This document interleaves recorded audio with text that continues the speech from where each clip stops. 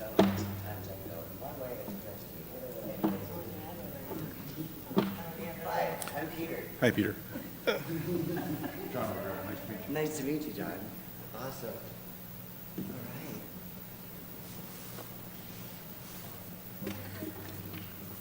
right. Shut. Okay, so we're ready.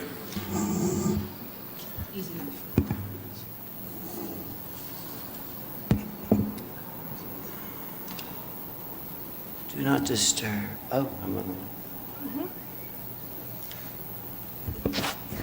We started? Yes. Okay, I'm not finding, oh, there one. Okay, we'll now call to order the Tuesday, May 21st, 2024 meeting. June 18th. Sorry, there. Well, I was reflecting on a good time I had. a little time work there. Okay, so we will now call to order the June 18th meeting of the Historic Preservation Committee. Roll call. Committee Member Bedard, Peter here, yes. Committee Member Mead, Here. Chair Rivera. Here. Let the record show Committee Member Corrales and Committee Member Hunter Copper are absent. Very good. Agenda finalization. There are no changes to the agenda. Okay.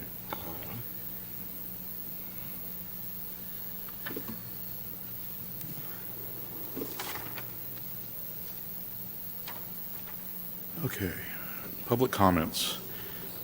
This is the opportunity for members of the public to comment on any items not appearing on the regular agenda. Because of restrictions contained in the California law, Historic Preservation Committee may not discuss or act on any item not on the agenda, but may briefly respond to statements made or ask a question for clarification. The chair may also request a brief response from staff to questions raised during public comment, or may request a matter be agendized for a future meeting. Public comments will be limited to 3 minutes. As there is no one in the chamber, is there anyone online? No, we have No. no one wishing to speak. Okay, very good. In that case, we will close public comments. Approval of minutes for April 16th, 2024.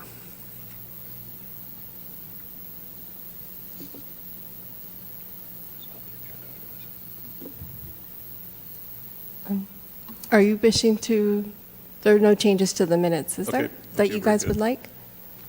No changes. That you No would all like? changes. Okay. So, Sure.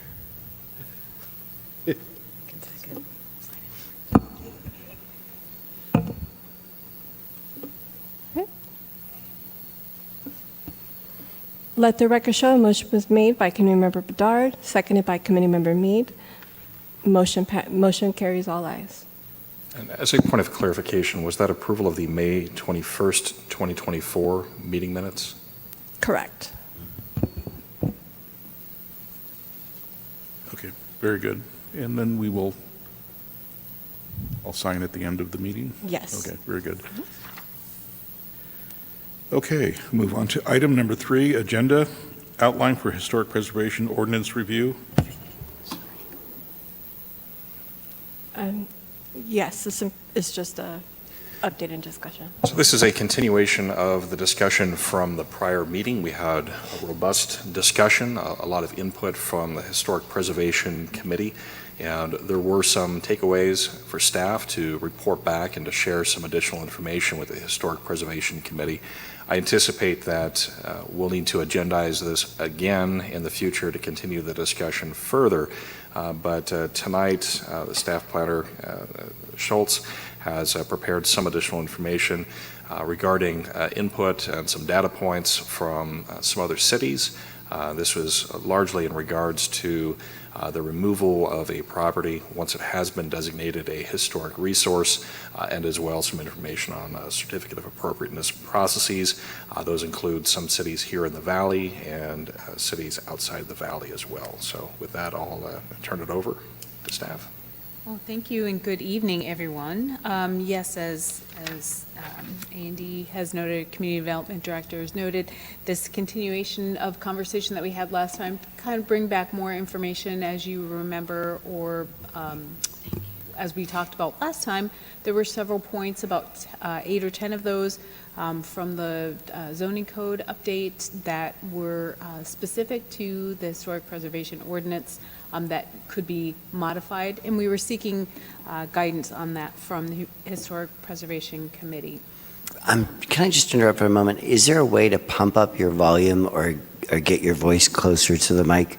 How's I'm that? hearing you, but Is that better? yes. Okay, all right. So, Thank you. and so what's in front of you, as was mentioned, is some background. Did a little bit of digging into some other communities and looked at what other ordinances may or may not have included. And there's different various ways, as we kind of described last meeting, to talk about when a property might be delisted or removed from a register of historic places, under what circumstances, if this is sort of a norm, if it's not included, why that might not be. So there's different ways to do that.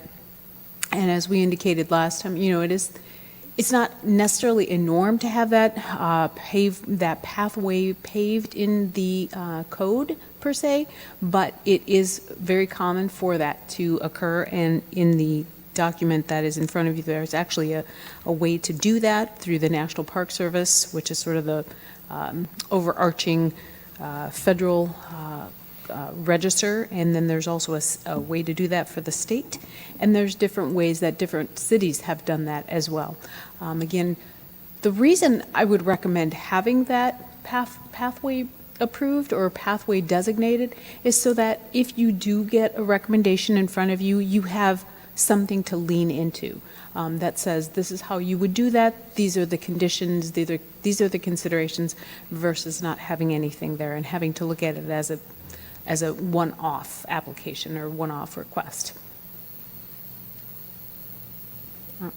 Any thoughts, questions? So that information was included in your packet. It was a brief report on that, and then there was also a report on the other Coachella Valley cities that I could find the information on. Palm Springs there are 2 certified local governments within the valley. One of them is Palm Springs, the other one's La Quinta.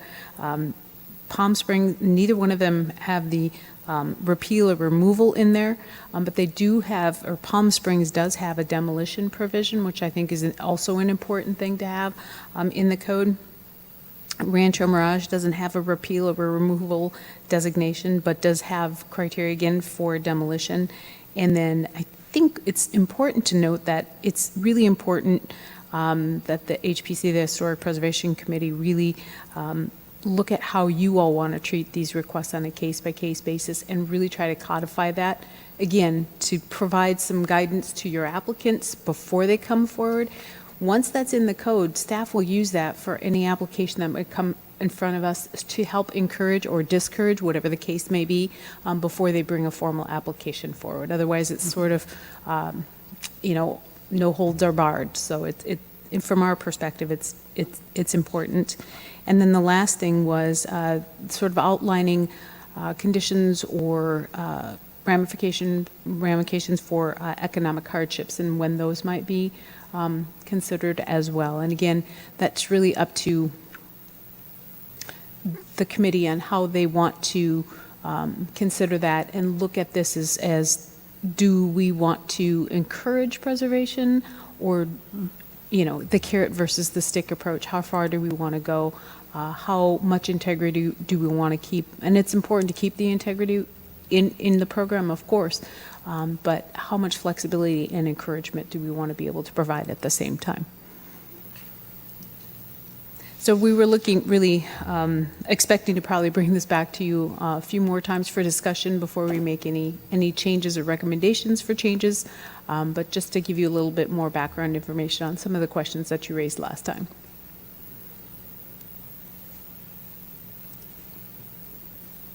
Is it okay if I? Yeah, so I thank you, first of all, for putting this together. I think my personal instinct is to look at what the surrounding desert cities do, just because it seems like we would all kind of be in a similar situation, just because of the age of the area. It's interesting to me that only Palm Desert really allows just a repeal for kind of no reason. You know, the other ones either is a demolition, or in Palm Springs situation, it seems clear that if someone wanted to put up a new building and they felt strongly that that new building had value, that then they could demolish a historic building, which somewhat makes sense to me. But it's interesting to me that Palm Desert has a repeal which can be brought by any person. Am I reading that right? Or organization? It doesn't have to even be the homeowner, that anyone can say that. I believe so. I think that the request can be brought forward. I didn't look at the application per se, but I believe that request can be brought forward, but it does take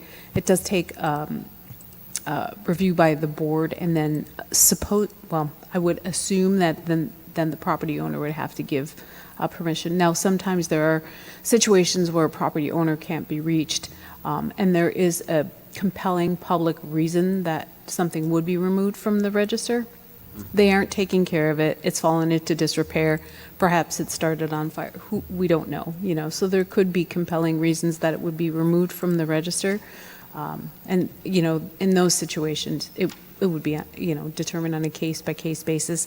But yeah, I would really encourage the board to try to develop as much criteria by which you want to review things, and standards by which you want to review things, to make it as objective and as guidance-oriented for applicants and for yourselves as well as possible.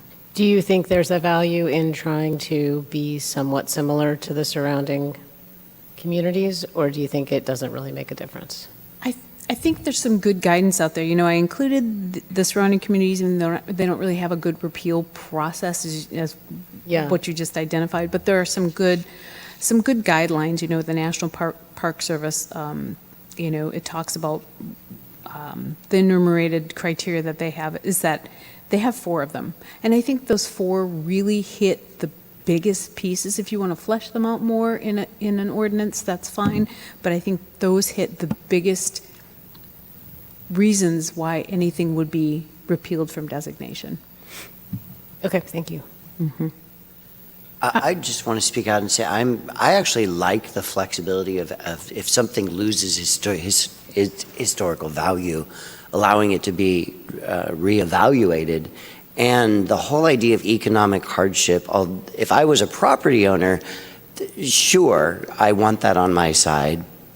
But determining the criteria for economic hardship, I come from LA, and developers always cry economic hardship. They can't afford it, they can't add certain things, they can't comply by certain codes, they can't do stuff. If you want the housing, then we have to do this, and it's just too expensive. And they walk away at the end of the project with millions of dollars.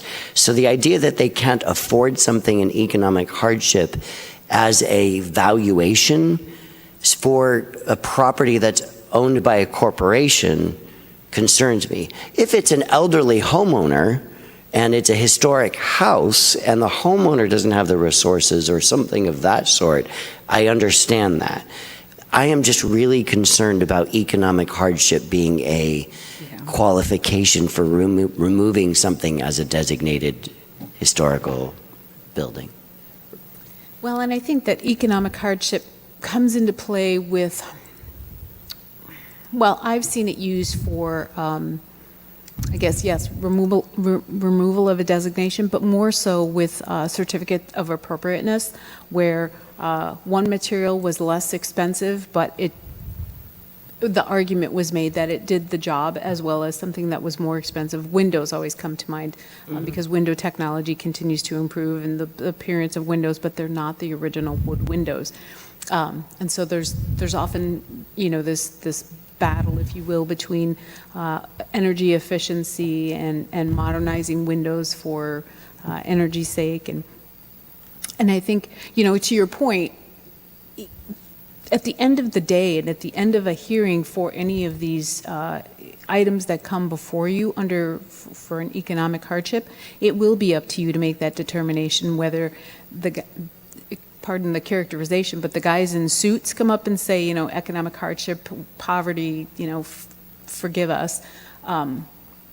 or if it's the elderly couple on the corner, that decision's going to fall to this board, right? But having some guidelines so that you are protected and that you have some lane defined for you, and as well as the applicant has some understanding of, we're going to have to make a case, and it's going to have to be substantiated by some sort of document. The burden of proof is on us to make this, and it's up to you all to decide. And that protects both the property owner, protects you as well. Is there a reason the other cities don't have a approval to do this? I can't answer that question. Where I worked previously, we did have that. We had removal of designation as well as economic hardship, and they were both contentious. I don't know how you can make them less contentious, other than having very, I think, clean, narrowly defined guidelines that do leave some latitude in them. People get a little bit, they'd like to have something that's more formulaic. It just isn't that way. So I don't know what the answer to that question and why someone would not have them in there. So then this brings me to another question. Is there a formula for determining something's historic value, a percentage? Like, I lived in a historic overlay zone, and my house was I can answer considered- that. One of the sentences that I've added to the historic designation is that is associated with important historic context and retains historic integrity of those features necessary to convey its significance. Mm-hmm. If you have decided that the architecture is what you are basing your significance on, you can't change that architecture. You may change it in like form, but for instance, if they had those very old wavy glass windows, you couldn't replace those with modern and still retain the historic designation. That's straight out of Park Service. Let me apologize first for being late. I was researching and writing and time got away from me. I think the certificate of appropriateness and removal or downgrade should be separate applications. I don't think that they go on an historic preservation application. We agree. Okay. I may have missed that earlier. But it really depends upon what criteria you're using and what aspects of that criteria are being used to designate something.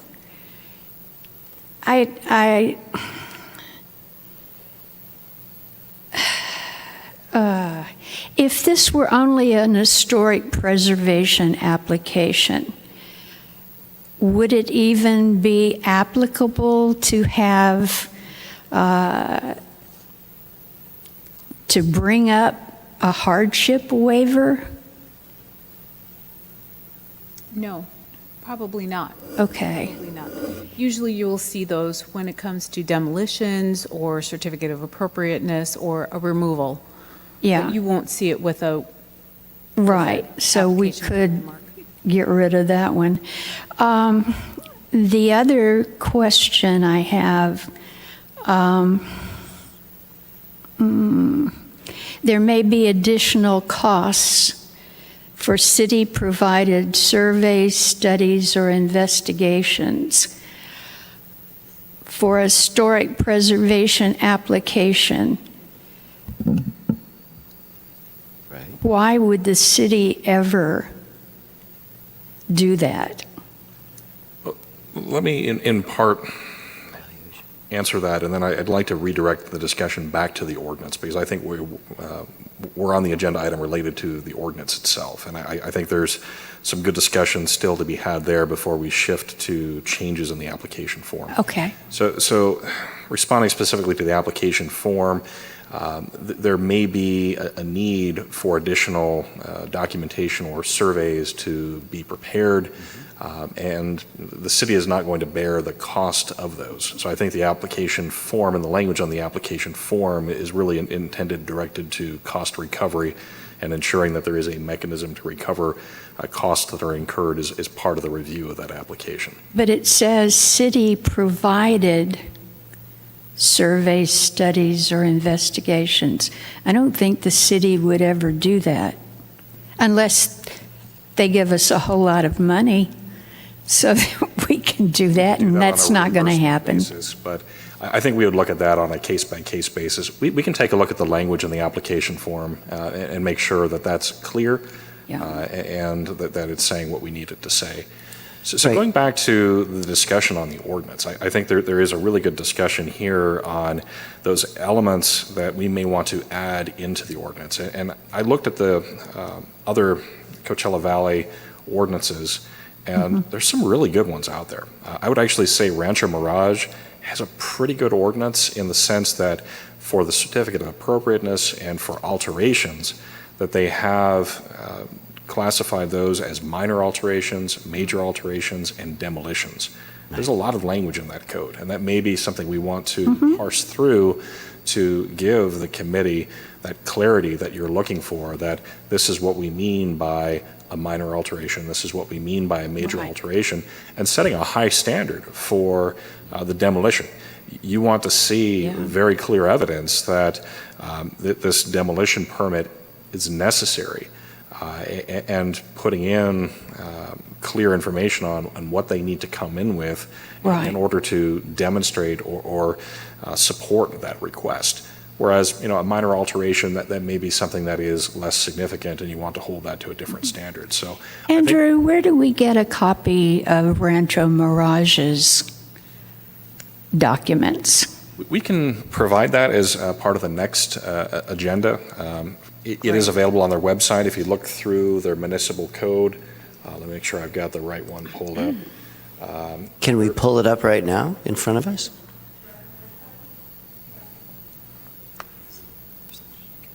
Actually, if you look on the attachment in the agenda that talks about removing it, Cindy was kind enough to make those hyperlinks. So if you click on those, they'll take you to the various ordinances. So it's chapter 15.27 of the Rancho Mirage Municipal Code. I'm not seeing it, sorry. I haven't clicked on, you click on this link right here. And Oh, got it, gotta open that document first. Click Got it, on the here. I. Yeah, and then click on it. got it. I think that I'm having a hard, oh, there it is. It wasn't loading before. So I think if you look at the National Historic Guidelines, Oh, yeah. the numbers 2, 3, and 4, for their reasons why you might withdraw the designation, are essentially all errors. So there was an administrative error, there was a prejudicial error, or there was we forgot to include this information, and if we had included it, we wouldn't have designated it. So it's the only one which really kind of applies to whether or not it has lost its actual historic significance is the first one, which says basically it's ceased to meet criteria for designation and the qualities for which it was originally designated have been lost or destroyed. And I think that that ties in really closely with what Palm Desert says, which says that they shall consider a repeal of a previously approved determination of eligibility in the same manner provided by this chapter for the determination of eligibility. So it's almost like they're going through the process again, as if it was a brand new application, reviewing it and saying, if we were reviewing this today, would we still designate it the same? And I think that's almost kind of the approach that I think of, rather than trying to say, are you taking something away that maybe changes it? If you were viewing this from scratch, would we still say it was historically relevant? So that just was meaningful to me, those two things. Right, certainly- when looking at Rancho Mirage's demolition application, D, I think is really important. There's, of all of those. what is where it itemizes 1, 2, 3. The Historic Preservation Commission, with the consent of city manager or designee, and after conferring with pertinent staff, shall recommend the applicant feasible. It keeps going on. To put something of that sort in what we are speaking of? I mean, this looks like a very well thought out template. It is. It might be worthwhile lifting it. I think there is more language in the Rancho Mirage ordinance than some of the other ones. Certainly, we can look at some of the language in the Palm Desert ordinance as well. I think establishing a process similar to the designation for the removal makes a lot of sense. And integrity, that was a point of discussion in the last meeting as well. The integrity of that structure, I think, is important, and that would be something we'd want to make sure that we integrate into the language. I'd like to add to this that I think there's value in reassessing if the designated property is still maintaining its integrity. But also, I think it's important that the property owner, especially if the home is their home, that is their residence, that it is a livable home. And if that requires replacement of windows, I think that is something that absolutely has to be included, and it could be done, maybe reevaluated as a historic renovation, there is a provision in our city ordinance for historic renovation to allow for replacement with similar materials. I mean, single pane window in the desert is just Yeah. It's not realistic. It's just not realistic. Then its significance can't be based on the way it looks on the outside. At least not on the glass. Maybe the physical structure other than the windows, but I think this is going to be a case-by-case basis, and whether that was a contributing element to its historic significance. So I'd be cautious to paint too broad of a brush and trying to put that strictly in the code. You have the opportunity to review those certificates of appropriateness that come in, and if that is an alteration request, you could evaluate that on the application and determine, is that modification one that we can support? Does this modify a material element of that structure that was significant to its designation? And if not, that's something that you could approve through that certificate of appropriateness process.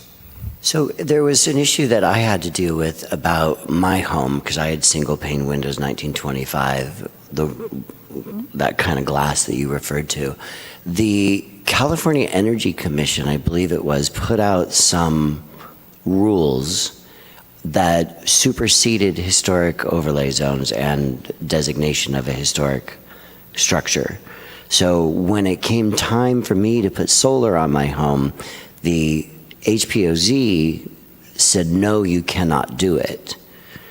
And it was still in my right to put solar on the home because the rules, I don't remember exactly what department this was, it was many years ago, but the rules that were put out for energy efficiency and stuff of that sort by the state of California superseded the historic designation. So I could put solar panels on my roof, even though it disturbed, that was the word that was used, the historical designation. Now, when it came to windows, I had to use the original cases of my window, but put in the double pane glass, or modify my windows enough that they still looked like the same, as close as possible, but with the double pane glass or the triple pane glass. So is anything like that been looked into as far as other government agencies that would supersede a historic preservation? You know, and I can't answer the question about the superseding and the preempting of the local control. I know that, you know, both the national and the state level, both here and in Colorado as well, you know, they really want to find the happy balance between preservation and energy efficiency and repurposing of buildings and preserving buildings. So they will go as far as they need to go in order to help encourage that. So that much I can speak to in a general. With regard to anything that's really specific, I think again it comes down to case by case basis. It's the architecture, the entire package of the architecture. I know that if you start piecemealing parts, different pieces and parts off of building, you will chip away at its integrity. So everything has to be looked at as if it's part of an integral whole.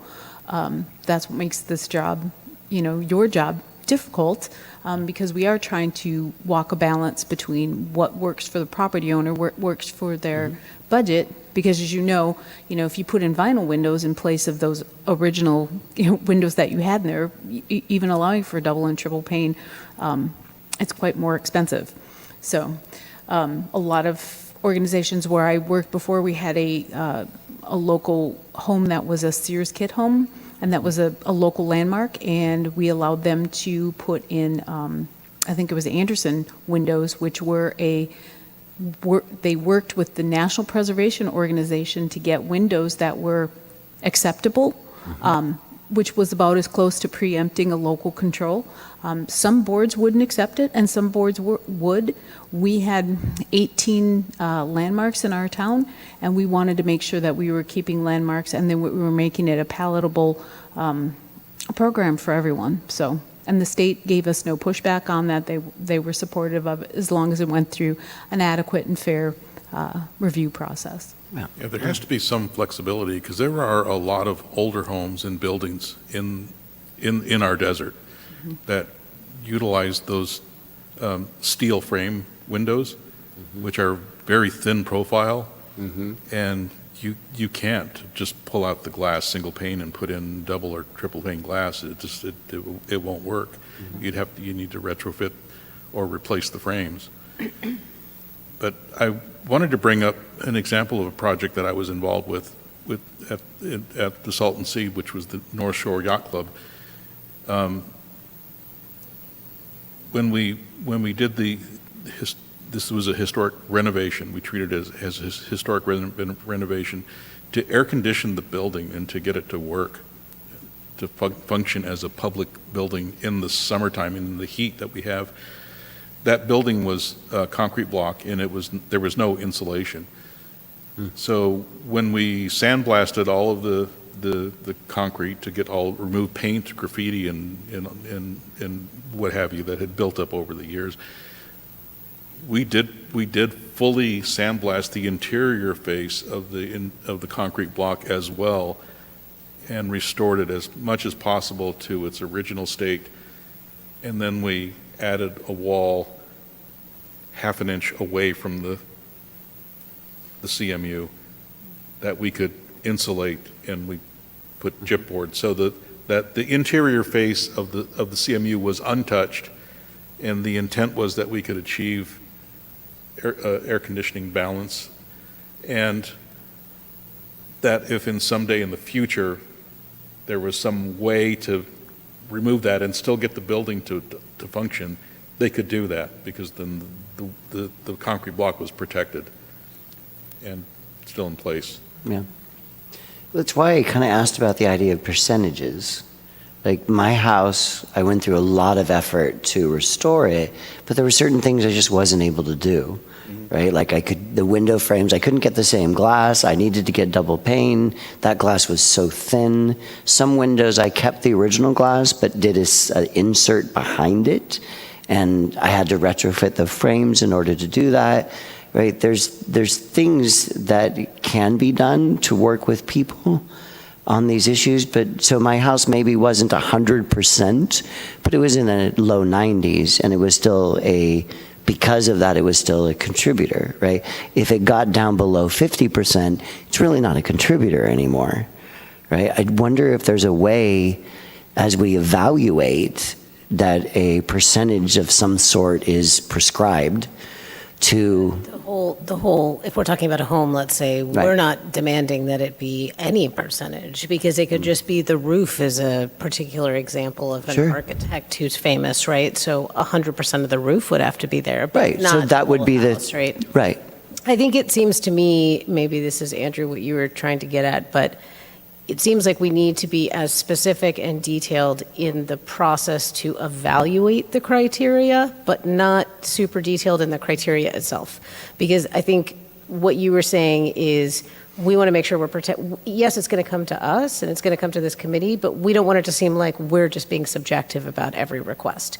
So if the process is specific and how we evaluate the criteria is specific, that protects us, and it also gives good guidance to the person who's applying. Whereas we're still leaving open what those individual criteria are for each individual house or property or Yeah. whatever it is. We can also use much of the standards for rehabilitation that the Department of the Interior has a guideline. And speaking to your house, it's the language that's used is character defining. Exactly. If I don't know that much about architecture, honestly, but if all of the houses that are built by someone here in the Lot. valley all have slanting roofs, you could not straighten out that roof because that is character defining. And I mean, we can write standards for rehabilitation, and so that we have those to go by when someone wants to rehabilitate their historic property. Well, so the ordinance as written includes the 4 methods of historic treatment. But, and I'm perfectly willing to take the blame for this. It's your We didn't have the foresight to think about how that would be reflected in the application. Yeah. And when people hear historic preservation, there is a perception that that means we're going to restore it back to its original state when it was first constructed, which is not what preservation is. right. Restoration is that. Yes. Preservation is that you are going to hold it in time as it exists in the moment and from there on after. And that includes all the little changes or modifications that were done from the building's first construction to the present. And nothing in our current application reflects which course of action the applicant would want to apply for. So I think this gets to comments that have been shared from staff before, and this is an area where we have an opportunity to write an ordinance that reflects our values and our needs. And you know, the buildings that we're talking about in Cathedral City, these are buildings that are in use. These are people's homes. These are living structures in a lot of ways. And the way that the ordinance is drafted today, it anticipates that they will continue to be used once they have been designated. And there are processes by which someone could propose an alteration. And the language is in there about the character-defining features of the historic site. So we can permit alterations or modifications even to a Class 1 or a Class 2 site, those that really are historically significant and have those character-defining elements still as part of the structure. You can permit alterations and modifications so long as it does not significantly impact or materially impair a character-defining feature of that site. I like that about our ordinance because it does respect that these are living structures, that they're intended to be lived in, that they're intended to be used, and it provides an opportunity for someone to continue to do that in the future. This discussion is impactful in a lot of ways, and I think it gives staff some guidance in terms of perhaps putting pen to paper and building out a little bit more of those processes, building out a little bit more of that process of what it looks like when someone comes in and wants to propose an alteration or a modification. And I think we can perhaps add some language to the code, looking at the city of Rancho Mirage, looking at some of those other examples, to build that out a little bit more. I think we have a decent process in terms of that initial designation, but we could be a little bit more articulate for the modification or the alteration of those structures. So that's an opportunity, and I think we can work on developing some language for the committee to see. I think there's value in the financial hardship clause, because speaking purely hypothetically, there are a couple of churches in the Cove that I think would be amazing assets should the property owners decide to pursue a designation, but then being held responsible for maintaining the integrity of that designation into the future could, in those instances, be a true financial hardship. So, John, do you think the city is going to pay for that? No. No. No, they would run us out of town if we proposed that. Right, but if you're saying that, what's the wordage? Hardship waivers, are you saying they don't have to keep up the building? Let's just structure, whatever. I don't understand what you mean. I'm looking just at cosmetic. Does it need to be painted? Does it need to be cleaned? Does it need to be re-roofed? And a hardship waiver would look like what? I don't know. I don't know, Charlotte. Ah. I don't know. I don't either, because the city's not going to pay for anything. Correct. In my experience, Nor should the city have to. No. In my experience with historic preservation, the main reason that any historic property has been demolished has been because it became a safety hazard. It's falling down. It could hurt someone if it fell on them. But, I mean, safety specific, not just because McDonald's wants to put a hamburger stand there.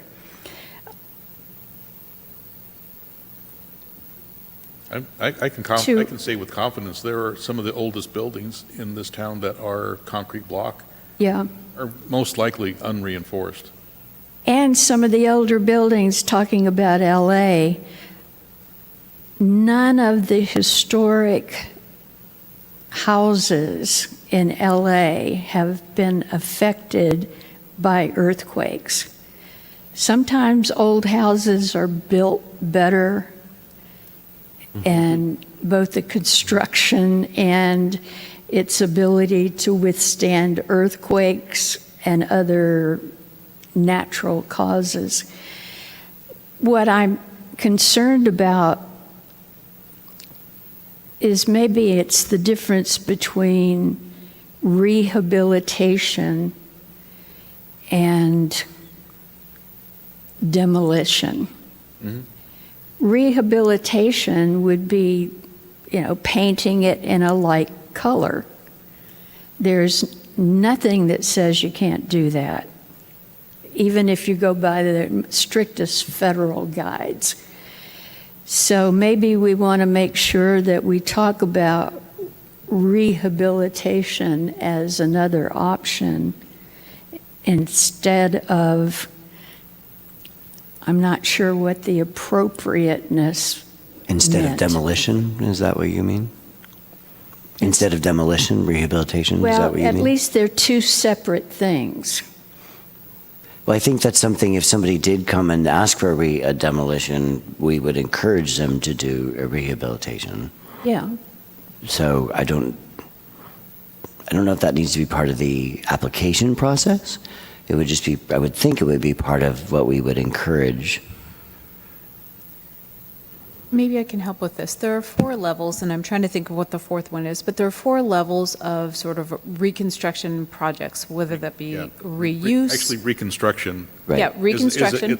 it's a whole thing in itself. is a thing in itself. So there's reconstruction, reuse, rehabilitation, which is the one that was most frequently cited in the state of Colorado when I was working there, and I think that one's also probably the most commonly used. That's the sort of the standard. And then there's one other one that I can't remember, but depending on the project and the goal of the property owner, it's going to probably be one of those or maybe a combination of those. You know, sometimes it's just hanging on to it and preserving it and making sure that no further erosion of the quality of the building occurs, you know, which is the basis of preservation. Let's not demolish this. Let's see if we can maybe support it until we can get to a point where we've raised enough funds to do a rehabilitation project or, you know, reconstruction isn't normally what we're aiming for. It's really the rehabilitation so that we can adaptively reuse these buildings for another purpose and then preserve them into the future. Yeah, just for the record, so the 4 that are in our ordinance are restoration, rehabilitation, preservation, and reconstruction.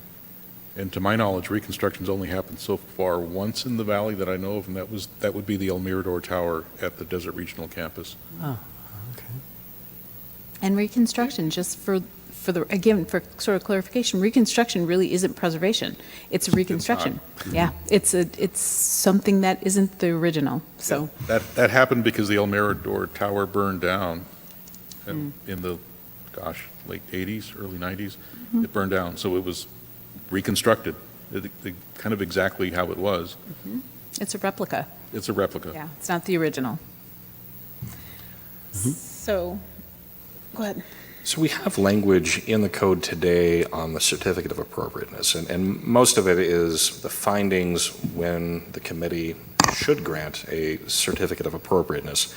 There is language in there, though, that the committee may approve a certificate of appropriateness if one of 4 criteria are met. And I think this is where some of our existing language on that hardship or safety exists. I'd like to suggest that staff take a look at the language that's in the ordinance and how that could be modified or augmented. The city of La Quinta has good language in this sense. It does come across stronger. It is substantial evidence. It is really the preponderance of information that would suggest that that certificate of appropriateness to demo a historic resource needs to be granted. It should be a high standard. I think La Quinta does a good job of describing that high standard. We could take a look at the language that's already in the code and perhaps offer some suggestions on how to clarify what that means. That would be great. I'm still very curious why other cities wouldn't have a request for a demolition or something of that. I wonder if that question could They're be, more likely to have demolition than just a repeal. right. 3 of the 4 had demolition. So I mean repeal. Yeah. I wonder what is the reasoning for them not to have that? Does it just never come up? Do we ask? Talk a little bit more about Palm Desert and the reason why they have that. And I think Palm Desert, their ordinance was drafted very much as a voluntary ordinance. They wanted to make this an opt-in and an opt-out. They didn't want to have too strong of a historic preservation ordinance. They wanted to highlight those, celebrate those properties that wanted it to be part of the program, but they didn't want to draft an ordinance where a property owner could subject another property owner's property to the historic preservation ordinance. So it was written very much so that if you're the property owner today, you could request that that property be designated a historic resource, but if that property changes hands, Palm Desert wanted to leave open the opportunity that a future property owner could request that removal. It still requires council action, but it was drafted very much as an opt-in, opt-out, more of a voluntary program.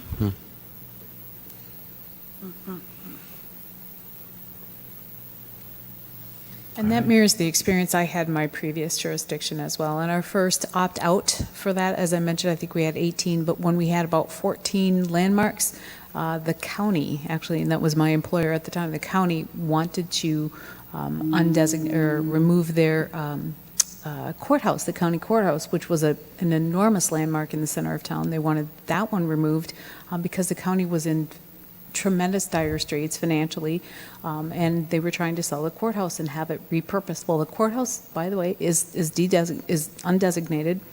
That designation was removed by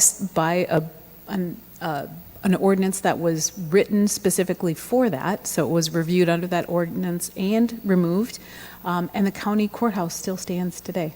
So the future of the courthouse is a private entity owns it, and we anticipate them, they may, tear it down. It was in bad shape. It really was in bad shape. So it's one of those situations where, again, I think the description is trying to encourage it. If you're trying to cobble together some good resources and potentially a good district, I would say that I've seen better luck using a carrot approach versus a stick approach, where you try to do what you can to encourage these things and put fewer roadblocks and fewer barriers to doing reconstruction, doing preservation, anything that we can do to help property owners if they do get a landmark, anything that we can do to help them restore, particularly maintain their properties, because what we don't want to see happen is a landmark happen, they come forward with, hey, I want to put in new windows, and we turn down their application, and pretty soon the property starts falling into disrepair because they can't afford it. And that is a tragedy, in my opinion. It's over time, the landmark may last 20 years, it may last 200 years, but anything that we get is better than, in my opinion. Again, this is just my opinion, but Agreed. It's better than. So Palm Desert's program may be voluntary opt-in, opt-out. It is still a successful program in my eye. They have 10 properties designated as part of that, including Kings Point and the Sandpiper condominiums, or at least parts of the Sandpiper condominiums, and a number of other historic structures. So it may be voluntary, but it's a very strong program. It's also a good guide for us if we're looking for application materials for certificate of appropriateness process. They do have a separate packet for the certificate of appropriateness, and that's one that we could look to for guidance. It's always interesting to me because my experience with historic zones or historic homes or landmarks is that it always increases the value of the area. So when people come in and want to tear them down, I just look at them like, you don't understand the economics of what you actually have. Yes. And there may be a need for an educational, opportunity or something of that with people, but that's a bit of a sidebar.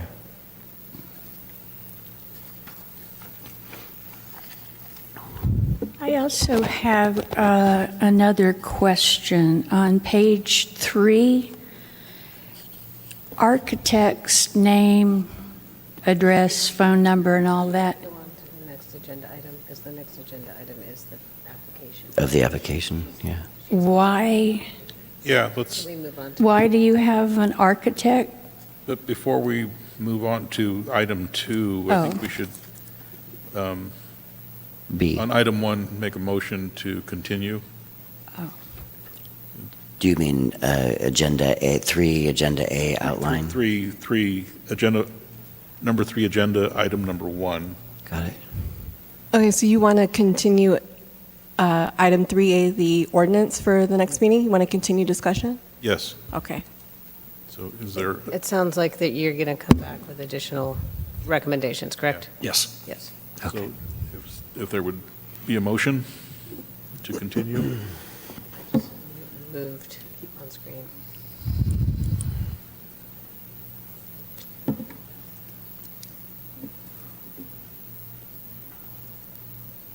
Okay. And we will. So a motion was made by Committee Member Mead and seconded by Committee Member Hunter Copper to continue item 3A, discussion of the ordinance. Motion carries. We will now move on to item 2, review of historic preservation application.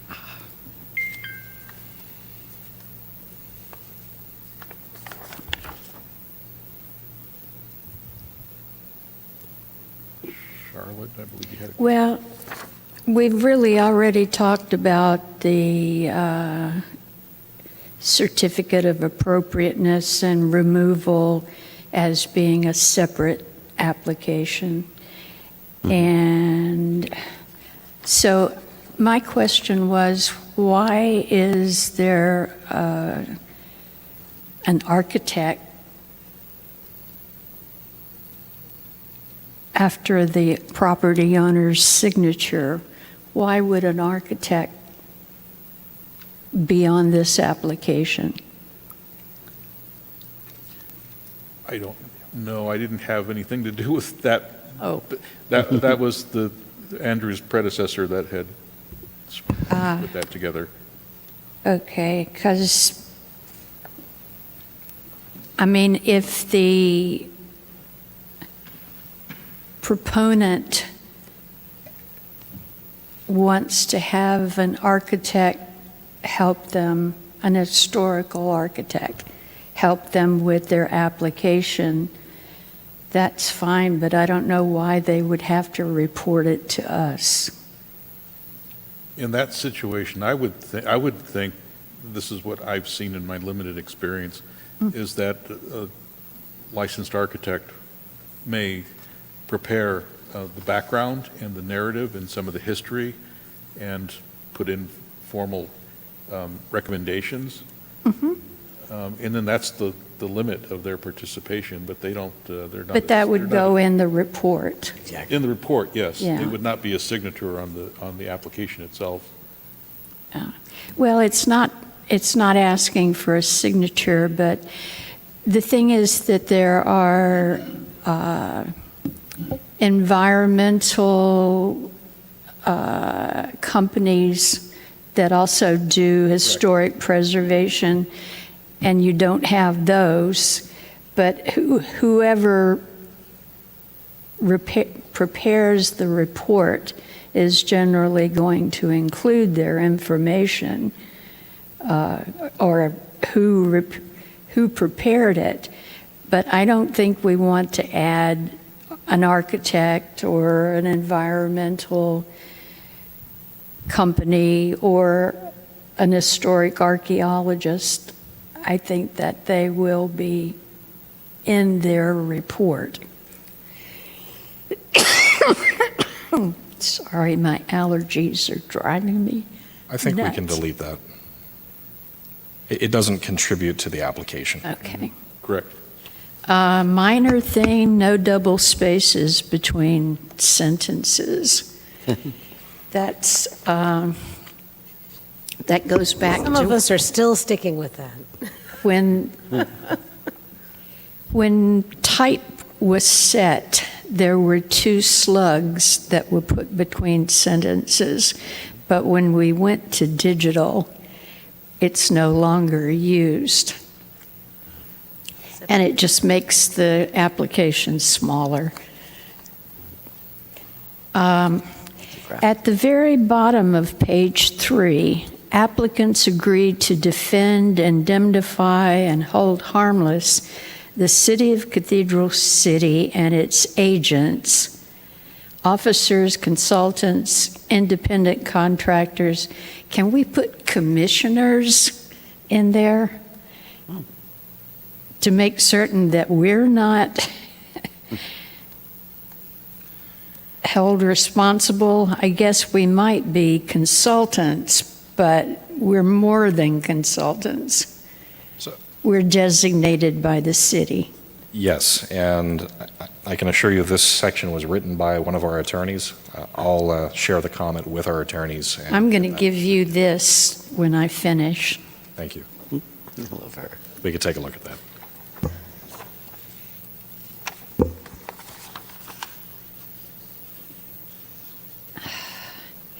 Now, on page 6, to emulate or follow the state and the feds, photographs are in digital color. and photographs of the exterior and interior. Even though you may not be basing the designation on the interior, it's important to know what is there, that it might be part of the application, or it might not be. And maybe if they took photos of the interior, it's clearly seen that it wouldn't be historic, and they don't have to keep it up to historic proportions. Under historic designation, Interior. I added in number 4, one CDR/DVD-R or flash drive containing all nomination documents in Microsoft Word format and nomination photos in TIFF or JPEG format. And I just took out all of certificate of appropriateness because we're going to put that in the separate application. I added a number 5. Nomination photos must be less than 5 years old.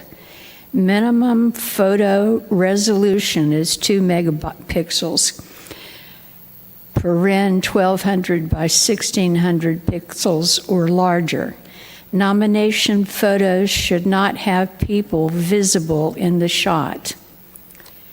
And then number 6, districts. For districts with multiple owners, include names, addresses, emails, and phone numbers of each owner. Our ordinance doesn't allow for districts. Huh? Our ordinance doesn't currently allow for districts, so I don't think we'd want that on the application yet, until the ordinance was modified to allow for districts. I didn't know we weren't allowing for districts. Yeah, the ordinance is only for individual structures or homes or sites. That came up last meeting when we were talking about the Cove and people wanting to do some things over there. That was a condition of city council for. Yeah. Oh, okay. Scratch that. Charlotte, if I could go back to, so if I could circle back to some of the file formats that you were talking about, so the images, is that for new photographs or for copies of historic photographs? Because you kind of have no control over the resolution or. The context clarity. of this in the application form, I believe this is information that would be supporting the historic designation of the property. And I understand the comment to mean that we should be receiving digital photos in a lossless file format. So we can work on that. Well, they're going to have to scan those photos because everything now is digitized. Yeah. And It should they be new keep and a old. copy, we have a copy, the city has a copy. No, I totally get that, but Yeah. I'm saying that sometimes if you're scanning, whatever it is you're Oh, if scanning, there you have was- no control over the quality of the original. Oh, yes, not of the original, but if you scan it at 600 DPI, it would qualify. But maybe we need to specify that. Okay.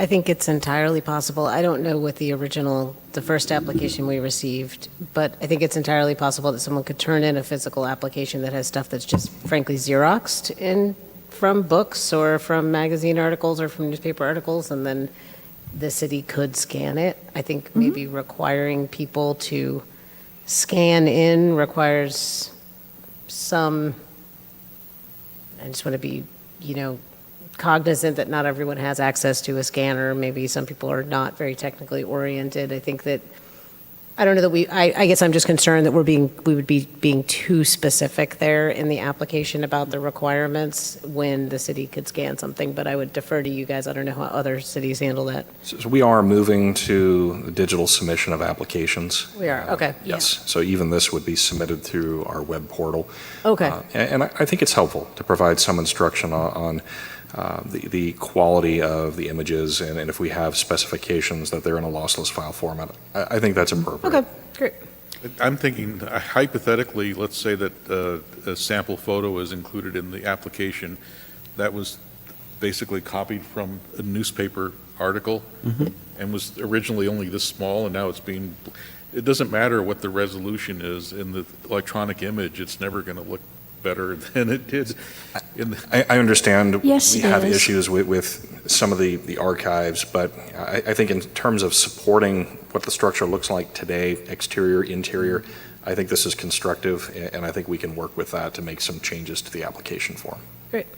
And if they're going to go on to the state, they're going to have to go by these requirements anyway. So whether they do it for us or for the state, they're going to have to do it at some point. When you're talking about a smaller image, it does make a difference. I can take a very small image and I can enlarge it in Photoshop, for instance. Not everybody will have that. I understand that. But even if they gave us a digital copy, scanned copy of the original size, that's okay. They don't have to blow it up to 8.5 by 11. Mhm.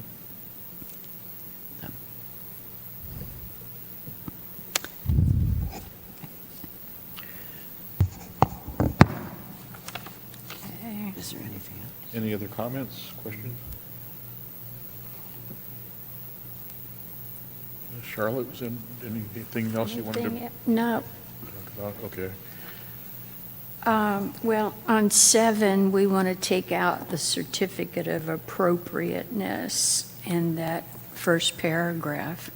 Yes, and for the next meeting, we'll bring back 2 application forms, one for the designation and then another for the certificate of appropriateness for the alteration or demolition of a structure. Is that also going to include just general removal of the designation, or is that going to be yet again an additional application, do you think? We'll play with that a little bit Okay. and see what we can do.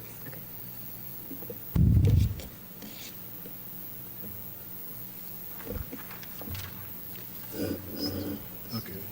Today is, Did you want to make a motion to close? yes, I was just, Charlotte, are you, you're good with your questions, comments? I'm done, Okay, very good. yeah. Okay, in that case, is there a motion to, or I'm going to propose a motion to continue item 2, review of historic preservation application? Sure. Let Charlotte move. I move.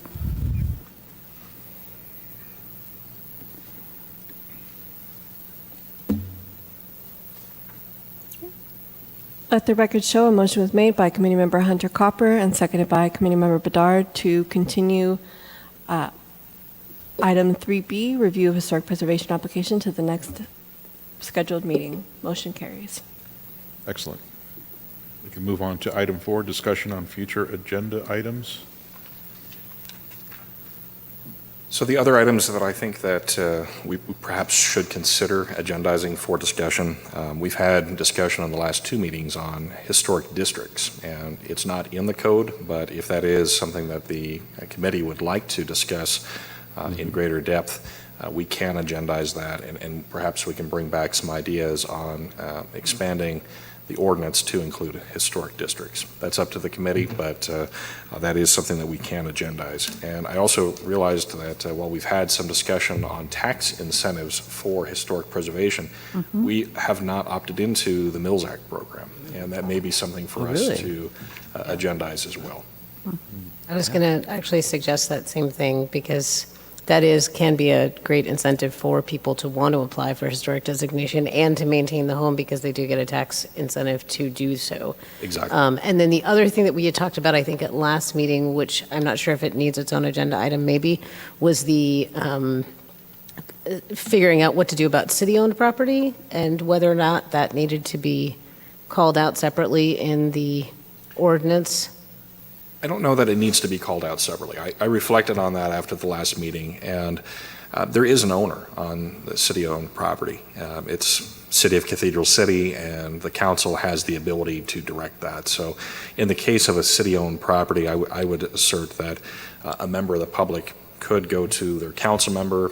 Council could provide that direction to the city manager to opt in and enroll a city-owned property, put in an application, so to speak, for that designation. So I don't see an impediment. I don't see a block just because it's not in the ordinance. It would just have to be an action by city council to direct it. Do you know if city council is, because I came on, my first meeting on this commission was the week after the ordinance had passed. And one of the things that someone had told me was that city property was specifically excluded.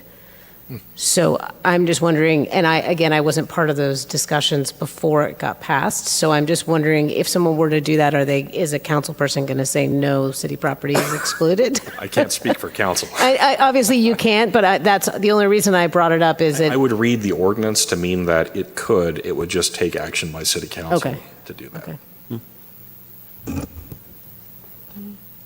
I believe that was added to the ordinance by city council during the process of getting, That the city could not petition itself? once the draft was submitted to the city, I believe that was an action that was taken by city council, was to have that provision included. This commission didn't have a lot of input. I know John worked on it. We had a lot of input, but what I'm saying is, once it left the ad hoc committee and it moved into city. Who was the ad hoc committee? Oh, God. So it was myself, council member Carnevale, and I'm sorry, I'm apologizing. That's okay. If it's Mayor Carnevale, I'm not. What I mean is, we as a commission did not work on that. No. To answer Danielle's statement. I do not see language in the ordinance that prohibits a city-owned property from being part of the historic preservation program. I mean, I think if it's not specifically called out as excluded, then one could make the argument that it's included, right? It's not specifically excluded. Okay, great. Great. We do have another future agenda item, our first meeting our only meeting in July. When we meet in July, we will be electing a new chair and vice chair. Okay. Are there any other agenda items up for discussion? Okay, so we'll move on to item 5, staff comments.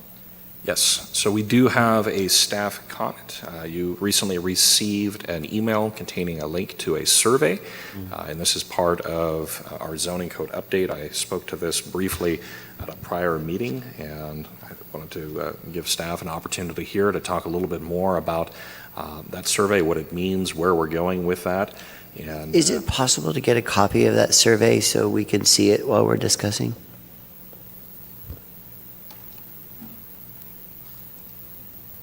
I submitted my survey and then didn't print it. I should have printed it out. I'm not sure.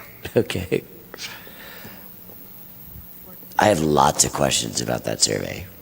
So I guess as context for this, our city obviously was incorporated in 1981. We've established, adopted a zoning code. It's been in use for many years.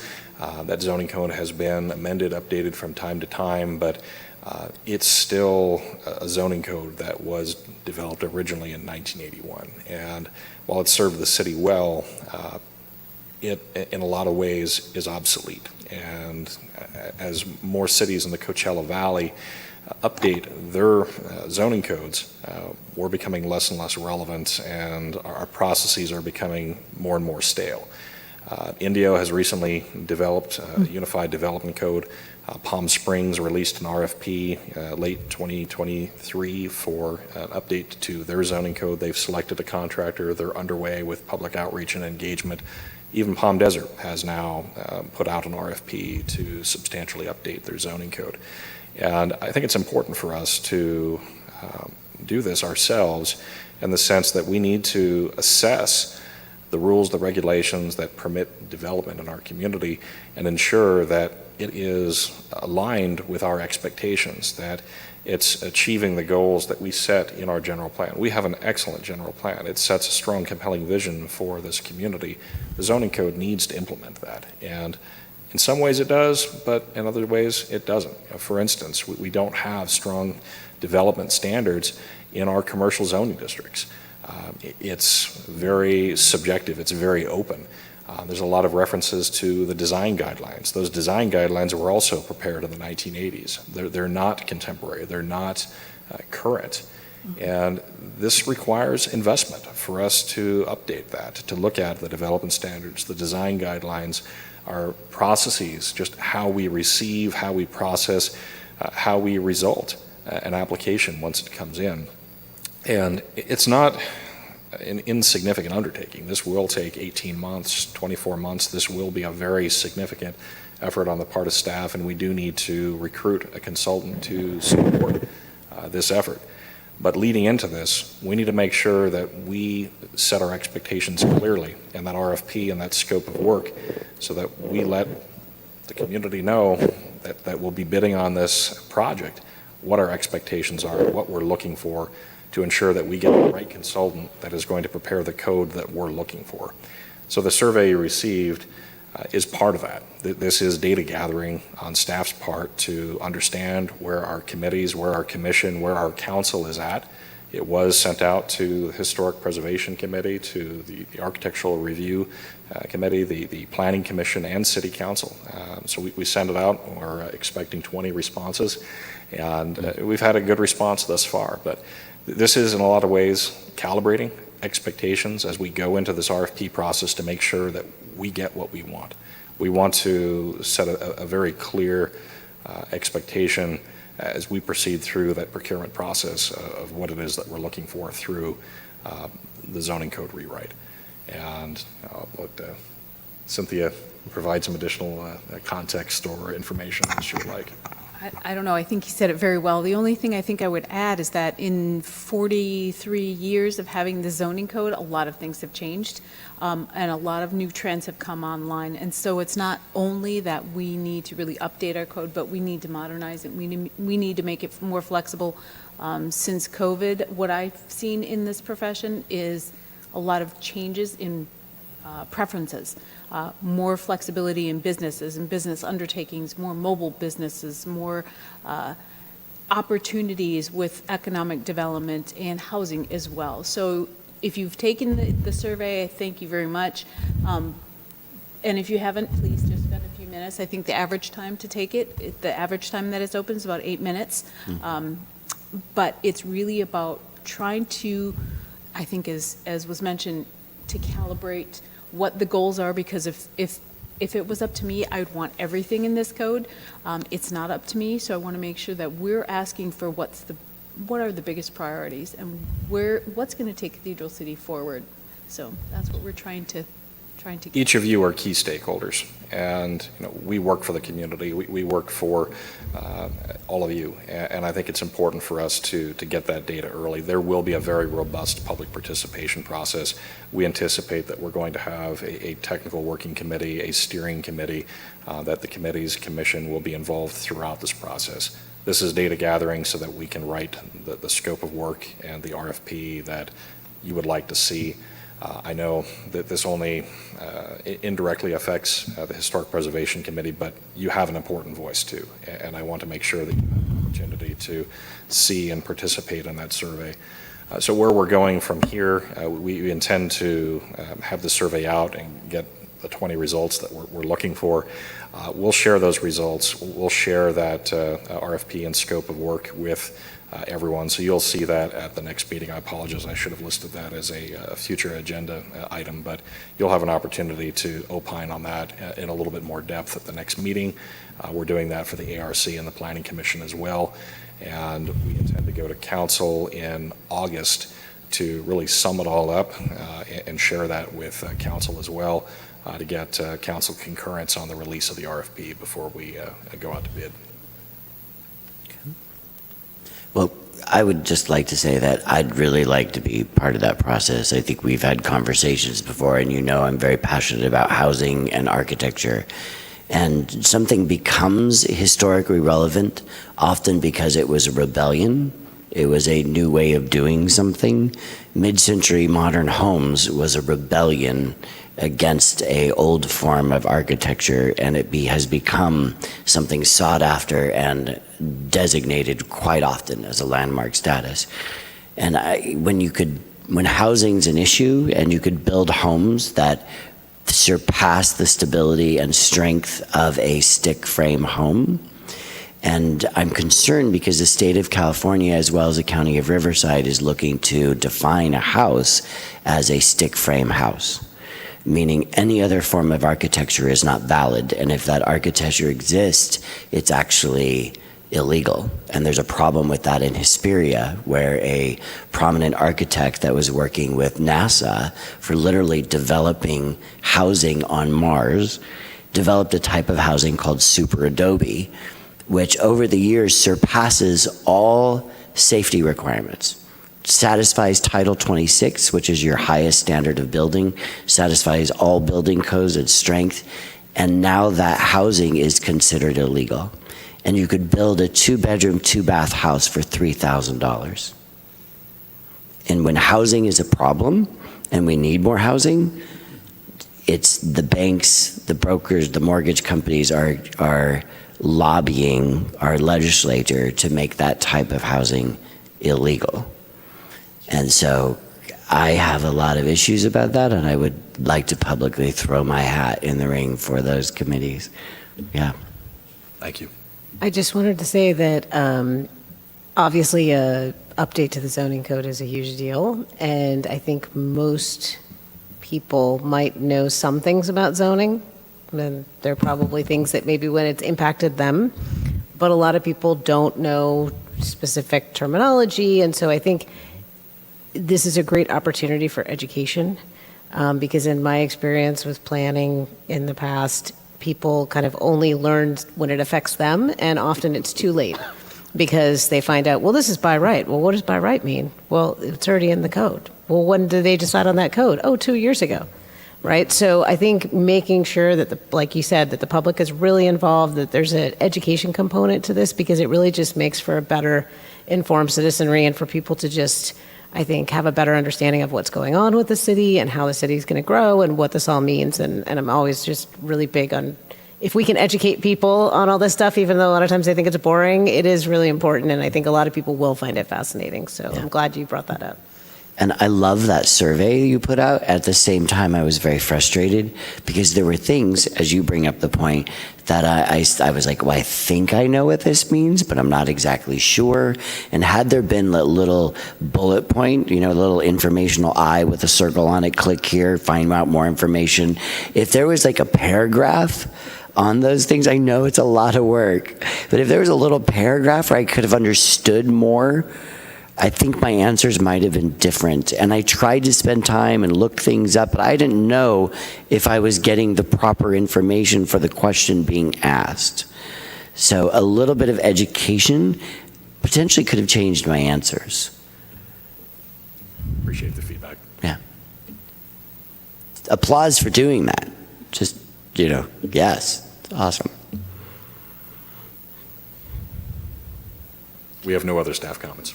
I was going to add to that discussion that, you have to tread carefully when changing the zoning ordinance. Something that happened in the city of Palm Springs in the late 80s, they made changes to their zoning ordinance that affected parking. And they were well-intended, but at the time they did not foresee the future of large SUVs. And there are many places in the city of Palm Springs where it is almost impossible to park a car that is a average size, large SUV. I think it's important as we go through the zoning code rewrite to be long-range in our thinking, forward-thinking, and to work through those scenarios. So I hope that we have a very deliberate process, that we're able to work through the code in sections, both with a technical committee as well as that steering committee, and that we're able to consider the lessons learned from all of those experiences. And I think everyone that's involved in this process, everyone has those experiences that are relevant, that are important, that help shape and influence what that code looks like. So appreciate that. Any other comments, questions? Okay, so committee member comments. Item 6. None to add? In that case, is there a motion to adjourn? You can just adjourn, Chair. Okay, I'll make a motion to adjourn. Is there a second? All right.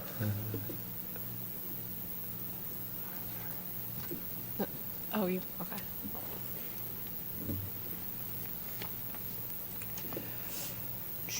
Our next meeting's on the 16th?